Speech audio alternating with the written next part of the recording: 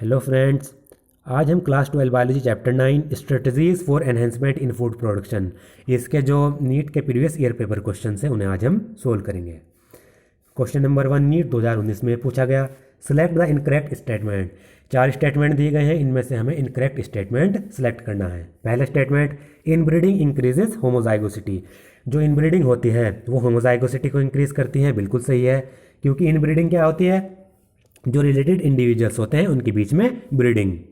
Homozygosity, homozygosity एक ऐसी state होती है जिसमें एक इंडिविजुअल में एक पर्टिकुलर जीन के 2 आइडेंटिकल फॉर्म्स आ जाते हैं।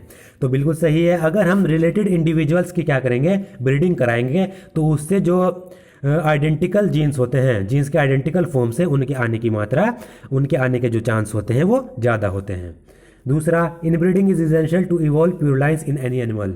किसी भी एनिमल में अगर हम प्योर लाइन इवॉल्व करनी है तो उसके लिए इनब्रीडिंग इसेंशियल है। बिल्कुल सही है, प्योर लाइन कहते ही हैं जो सेम टाइप की होती हैं, जिनमें कैरेक्टरिस्टिक्स सेम होती हैं। अगर कैरेक्टरिस्टिक सेम हमें करनी है किसी भी लाइन्स में या किसी भी ऑर्गेनिज्म में, तो उसके लिए इनब्रीडिंग बहुत ज़्यादा ज़रूरी है। Third, inbreeding select harmful recessive gene that reduces fertility and productivity. Inbreeding ऐसे हार्मफुल रिसेसिव जीन्स को सेलेक्ट करती है जो फर्टिलिटी को रिड्यूस करता है और प्रोडक्टिविटी को रिड्यूस करता है। तो ये गलत है, क्योंकि इनब्रीडिंग ऐसे हार्मफुल रिसेसिव जीन्स को सेलेक्ट नहीं करती, और यही हमारा आंसर है। Inbreeding helps in accumulation of superior genes and elimination of undesirable gene. जो इनब्रीडिंग है वो सुपीरियर जीन्स को एक्यूमुलेट करती है और अनडिजायरेबल जीन को एलिमिनेट करती है। यह भी सही है। इसमें यह था कि ऐसे जीन्स को वो, रिसेसिव जीन्स को वो हार्म सेलेक्ट नहीं करती जो फर्टिलिटी को रिड्यूस करते हो या प्रोडक्टिविटी को रिड्यूस करते हो, इसलिए इनकरेक्ट ऑप्शन है और यही हमारा आंसर है। Which of the following is true for golden rice. इनमें से कौन सा स्टेटमेंट गोल्डन राइस के लिए ट्रू है। पहला statement, it is A vitamin A enriched. बिल्कुल सही, जो गोल्डन राइस होते हैं वो विटामिन ए एनरिच्ड होते हैं, विटामिन ए की मात्रा उनमें ज़्यादा पाई जाती है। With A gene from daffodil, और उनके जीन डैफोडिल से लिए गए हैं। बिल्कुल सही है, ये यही करेक्ट ऑप्शन है। जो गोल्डन राइस है वो विटामिन ए एनरिच होता है, क्योंकि इसमें डैफोडिल से जीन ट्रांसफ़र किया गया है। बाकी ये सब गलत ऑप्शन है, ये आप पढ़ सकते हैं। क्वेश्चन नंबर 3 नीट 2018 में पूछा गया है। A new variety of rice was patented by a foreign company, though such varieties have been present in India for a long time. कुछ वैरायटी इंडिया में बहुत पहले समय से मौजूद हैं, लेकिन एक नई वैरायटी राइस की ही जो फॉरेन कंपनी है उन्होंने वो उसका पेटेंट करा लिया है। ये जो वैरायटी है ये कौन सी है, ये वैरायटी थी बासमती। बासमती राइस इंडिया में बहुत समय से मौजूद है, लेकिन उसको जो पेटेंट कराया वो फॉरेन कंपनी ने कराया, उसके अधिकार फॉरेन कंपनी ने ले लिए।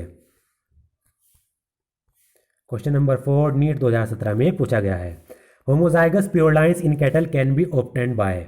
जो होमोजाइगस प्योर लाइन अगर हमें किसी कैटल में ऑब्टेन करने हैं तो उसको हम कौन सी टेक्निक से ऑब्टेन कर सकते हैं। पहला, मेटिंग ऑफ अनरिलेटेड इंडिविजुअल। यह गलत हो गया, क्योंकि अनरिलेटेड इंडिविजुअल्स की मेटिंग से हम प्योर लाइन कभी भी ऑब्टेन नहीं कर सकते।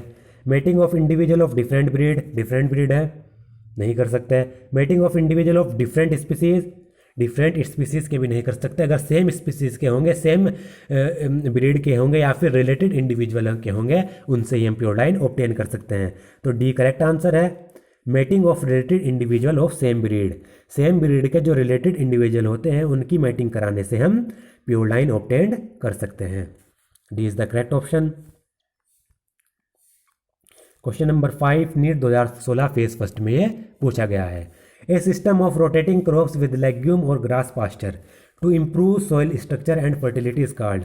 ऐसा सिस्टम जिसमें हम क्रॉप्स को, लेग्यूम क्रॉप्स या फिर ग्रास, जो चढ़ने की जो ग्रास होती है उससे हम उसको रिप्लेस कर देते हैं, जिससे सॉइल स्ट्रक्चर को इम्प्रूव किया जा सके और उसकी फर्टिलिटी को इम्प्रूव किया जा सके। तो इस सिस्टम को हम क्या कहते हैं, इस सिस्टम को हम कहते हैं ले फार्मिंग।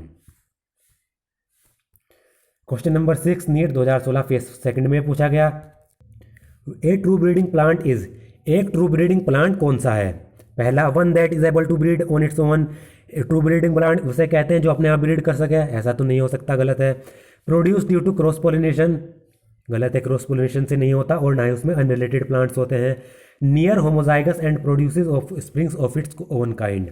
जो ट्रू ब्रीडिंग प्लांट होता है वो नियरली होमोजाइगस होता है और अपने ही सेम काइंड के जो ऑफ स्प्रिंग होते हैं उनको प्रोड्यूस करता है, यही करेक्ट ऑप्शन है। और always homozygous recessive, true breeding plants हमेशा होमोजाइगस रिसेसिव नहीं होगा। तो ट्रू ब्रीडिंग प्लांट वह होता है जो हमें नियरली होमोजाइगस होता है और अपने टाइप के ऑफ स्प्रिंग प्रोड्यूस करता है। Question number 7 NEET 2016 phase second में पूछा गया है। Interspecific hybridisation is the mating of. Interspecific hybridisation किसे कहते हैं? इंटर आ गया, इंटर का मतलब होता है डिफरेंट स्पीसीज और इंट्रा का मतलब सेम स्पीसीज। तो B is the correct option, two different related species. Interspecific hybridisation कहते हैं दो डिफरेंट रिलेटेड स्पीसीज के बीच में क्रॉस कराना। Question number 8 NEET 2016 phase second में पूछा गया है। Among the following edible fishes, नीचे कुछ चार मतलब एडिबल फिशेज दी गई हैं जिनको खा सकते हैं। Which one is a marine fish, तो इन चारों में से कौन सी मरीन फिश है जिसमें ओमेगा 3 फैटी एसिड बहुत ज़्यादा मात्रा में पाया जाता है? तो वो है मैकरल। मैकरल एक मरीन फिश है जिसमें ओमेगा 3 फैटी एसिड बहुत ज़्यादा मात्रा में पाया जाता है, ये हमें याद रखना है। क्वेश्चन नंबर 9 AIPMT 2015 में पूछा गया है। ए प्रोटोप्लास्ट इज ए सेल, एक प्रोटोप्लास्ट कौन सी सेल है? एक प्रोटोप्लास्ट वह सेल होती है जिसकी सेल वॉल को रिमूव कर दिया जाए। सेल की सेल वॉल को रिमूव कर दिया तो उसे हम प्रोटोप्लास्ट कहते हैं। तो without cell wall, protoplast is a cell without cell wall. Question number 10 AIPMT 2015 में ये पूछा गया है। Outbreeding is an important strategy of animal husbandry because it. Outbreeding एक इम्पोर्टेंट स्ट्रेटजी है एनिमल हस्बेंड्री में, क्योंकि आउटब्रीडिंग कहते हैं दो अनरिलेटेड इंडिविजुअल की मैटिंग कराना। पहला is useful in overcoming inbreeding depression. Outbreeding से जो इनब्रीडिंग डिप्रेशन है उसको ख़त्म किया जा सकता है, ये बिल्कुल सही है। क्योंकि इनब्रीडिंग से जो इनब्रीडिंग डिप्रेशन आता है, यानी इनब्रीडिंग डिप्रेशन कहते हैं loss of vigour and fertility, growth में कमी आ जाना और फर्टिलिटी में कमी आ जाना या यील्ड में कमी आ जाना, और ये यील्ड में कमी आती है इनब्रीडिंग के कारण।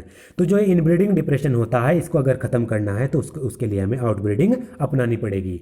तो ये पहला first is the correct option. बाकी दिए गए हैं हार्मफुल रिसेसिव जीन को एक्सप्रेस करता है, ये भी गलत है क्योंकि वो इनब्रीडिंग करता है, और सुपीरियर जीन को एक्यूमुलेट भी इनब्रीडिंग करता है, और प्योर लाइन को बनाने का काम भी इनब्रीडिंग करता है। तो first is the correct answer in with regard to outbreeding. Question number 11 AIPMT 2014 में पूछा गया है। In vitro clonal propagation in plant is characterized by. अगर प्लांट में हमें इन विट्रो कलोनल प्रोपेगेशन करना है, यानी प्लांट के किसी भी पार्ट से या प्लांट की एक सेल्स को हमें जो टेस्ट ट्यूब है उसमें ग्रो करना है जिससे पूरा का पूरा प्लांट बन जाए, तो उसके लिए क्या करना पड़ेगा? उसके लिए हमें अपनानी पड़ेगी PCR and RAPD technique, polymerase chain reaction जो टेक्निक होती है जिससे हम जीन्स को क्या करते हैं या DNA के सीक्वेंस को बहुत ज़्यादा तेज़ी से ग्रो करते हैं। RAPD होता है random amplification of polymorphic DNA। R मतलब random amplification of polymorphic DNA,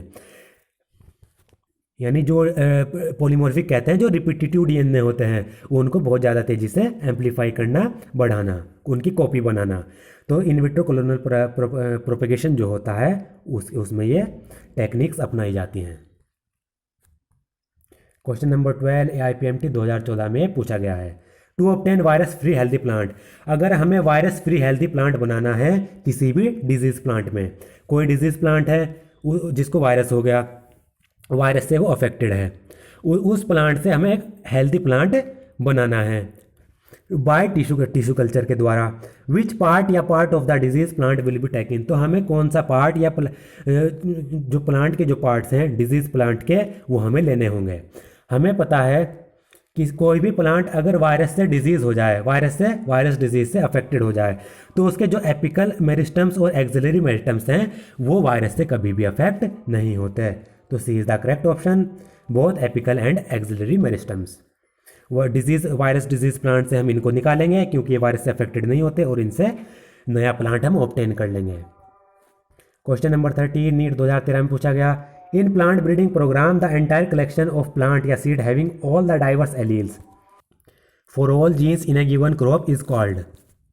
plant breeding program में किसी भी क्रॉप के जितने जीन्स होते हैं उनके जितने डिफरेंट डिफरेंट एलील्स होंगे, मान लो कोई क्रॉप है उसके जीन्स होंगे, उन जीन्स के जितने भी अलग अलग एलील्स हो सकते हैं उनको कलेक्ट करना क्या कहलाता है? जर्मप्लाज कलेक्शन कहलाता है। मान लीजिए व्हीट की क्रॉप है, व्हीट की क्रॉप के जितने भी जीन्स होंगे उन जीन्स के जितने भी अलग अलग एलील्स हो सकते हैं, डाइवर्स एलील हो सकते हैं, उनको इकट्ठा करना जर्मप्लाज कलेक्शन कहलाएगा। दोस्तों आज का मेरा वीडियो अगर आपको पसंद आया हो तो प्लीज़ मेरे चैनल को सब्सक्राइब करें, शेयर करें और लाइक करें।